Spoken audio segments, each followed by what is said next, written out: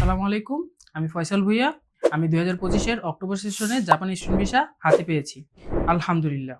আমি কুমিল্লা থেকে এসেছি। আমি ২০২৪ সালে ইন্টারমিডিয়েট পাস করি এবং জাপানে পড়াশোনার কথা চিন্তা করি। কিন্তু আমি কোথায় ভাষা শিখবো এবং কোথা থেকে ফাইল প্রসেসিং করব তা নিয়ে খুবই দুশ্চিন্তায় ছিলাম। তখনই আমি আমার এক কাকার সাথে যোগাযোগ করি। তিনি আমাকে জাপান এডুকেশন সার্ভিস সম্পর্কে জানান। তার পরপরই আমি জাপান এডুকেশন সার্ভিসের সাথে যোগাযোগ করি এবং ওনাদের জাপানিজ ভাষার N5 কোর্সে ভর্তি হই। N5 কোর্স সম্পন্ন করতে আমার প্রায় ৩.৫ মাসের মতো সময় লেগেছিল।